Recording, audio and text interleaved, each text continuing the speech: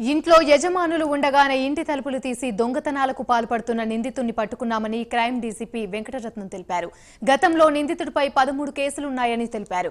729 గ్రాముల బంగారం దోచుకెళ్లారని, ప్రస్తుతం బైక్ తో పాటు 70 గ్రాముల బంగారాన్ని రికవరీ చేశారని వెల్లడించారు.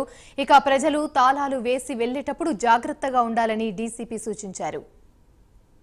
తాళాలతో బీరువా ఓపెన్ చేసి అందులో ఉండే సుమారు 25.5 తులాల బంగారం పోయినట్టుగా మనకి కంప్లైంట్ ఇవ్వడం జరిగింది. కేసు 245/24గా మనము రిజిస్టర్ చేయడం జరిగింది కంచరపాలెం పోలీస్ స్టేషన్ లిమిట్స్లో.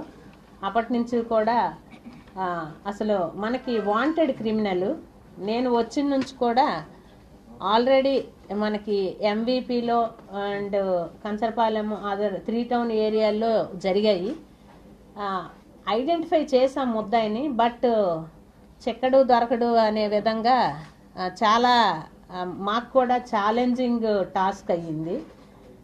అది అసలు సెల్ ఫోన్ యూజ్ చేయడు, ఏ రకంగా టెక్నికల్ ఎవిడెన్స్ ద్వారా మనకి లభ్యం కాలేదు.